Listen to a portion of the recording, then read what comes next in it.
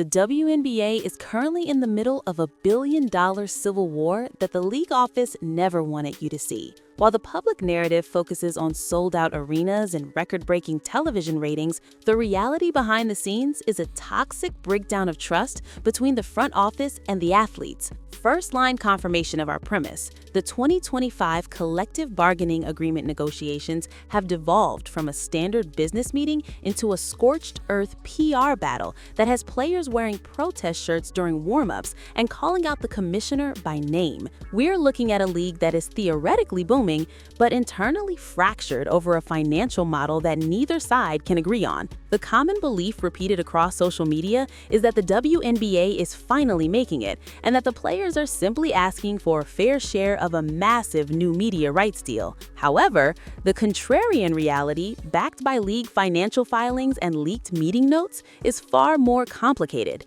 The league is currently caught in a growth trap, where every new milestone in popularity actually highlights how unsustainable the current business structure is. We're going to answer 3 vital questions today. First, what was actually said in the room that led Napheesa Collier to label the league leadership as the worst in the world? Second, why is the league's $1.1 million salary proposal being rejected by the very players it's supposed to benefit? And third, how does the emergence of the Unrivaled league and Caitlin Clark's off-court earnings change the leverage for every player in the union? According to reports from the 2025 WNBA semifinals exit interviews, the second most shocking point in this timeline isn't the money, it's the lack of respect. Napheesa Collier, the vice president of the Players Association, didn't just complain about travel. She accused Commissioner Cathy Engelbert of utter indifference to the product on the court. Per the reports surfacing in late 2025,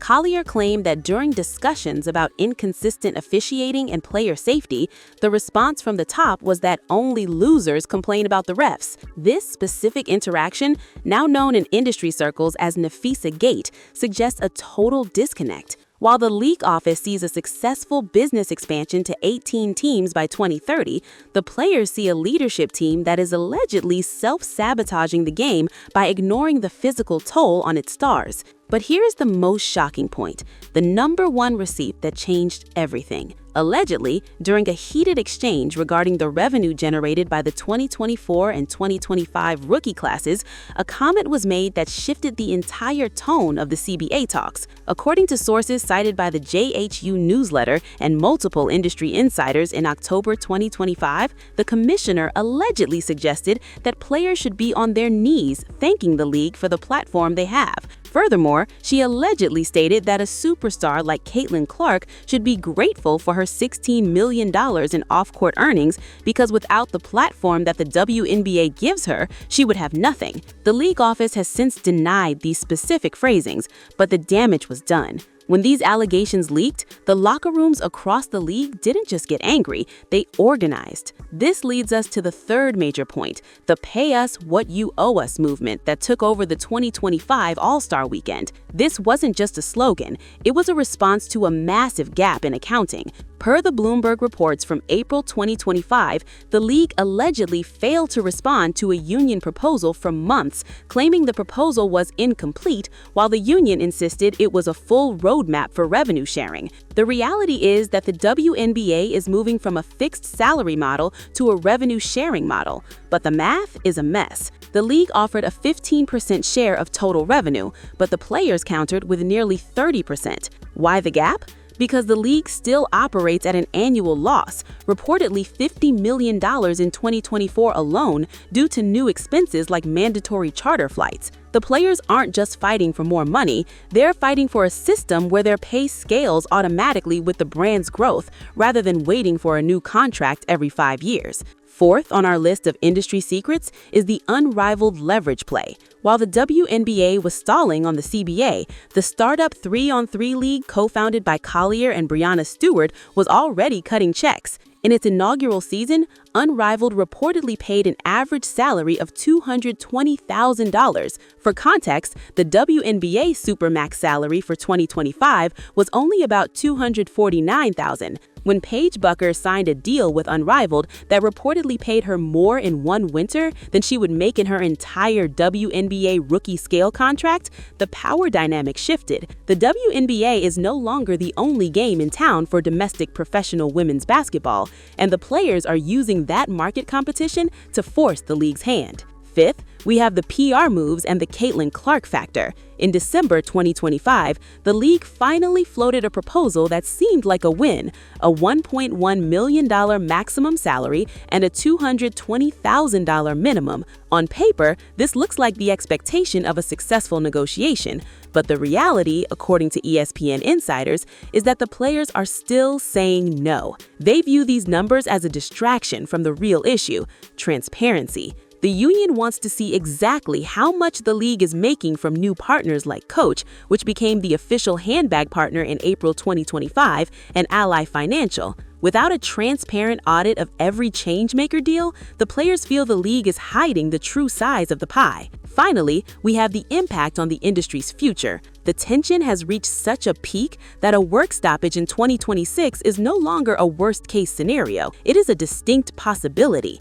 According to analysts at Front Office Sports, the WNBA is at a turning point where it must decide if it is a charity subsidized by the NBA or a standalone business that can afford to pay its employees like the stars they are. The fans see the highlight reels and the fashion walks, but the industry receipts show a league that is struggling to professionalize its back-end operations as fast as its front-end popularity. To summarize, the WNBA drama isn't just about personalities, it's about a fundamental shift in how women's sports are valued. We've seen the leaked on-your-knees comments, the rejection of million-dollar salaries, and the rise of competitor leagues like Unrivaled. The impact on the career of someone like Napheesa Collier is massive. She has transitioned from a star player to a labor leader who is willing to risk her reputation to break the old model. The ultimate insider takeaway is this: in the new world of sports, exposure is no longer a valid form of currency. The players know their worth, and they have the receipts to prove the league is holding out.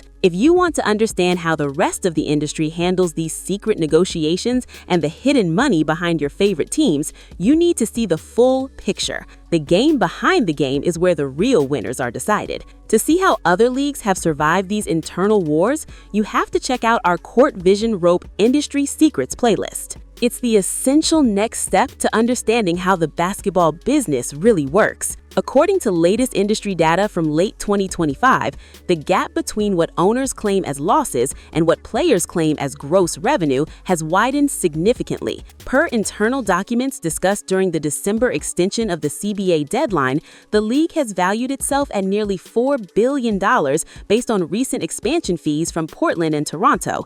Yet when it comes to the bargaining table, that value doesn't seem to translate into the player pool. This is where the industry manipulation comes in. By focusing on operating losses, the league can suppress the actual market value of the athletes. This strategy worked for 25 years, but with the $2.2 billion media deal starting in 2026, the old math simply doesn't hold up anymore. As we look toward the January 9th deadline, the stakes couldn't be higher. The WNBPA recently held a vote where 98% of players authorized a strike. This is the ultimate receipts play. It tells the league office that the players are ready to walk away from $1 million salary offer if it means securing a long-term revenue-sharing model that respects their market value. The industry is watching, because if the players win this battle, it sets a precedent for every other women's professional league globally. The days of playing for the love of the game while the front office pockets the expansion fees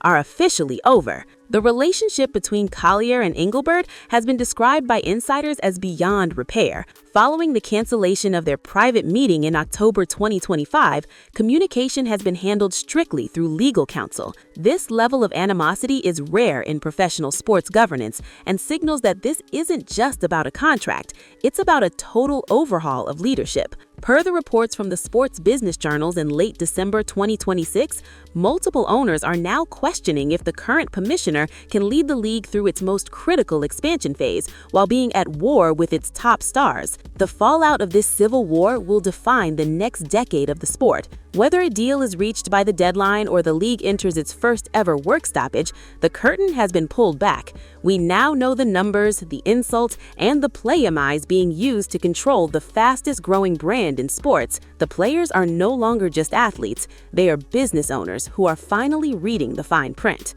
If you found this breakdown of the industry's hidden receipts helpful, make sure to follow the money into our next deep dive. The business of basketball is deeper than the highlights. To see the full story on how contracts and clout are being used to manipulate the game, click over to the Court Vision Rope Industry Secrets playlist.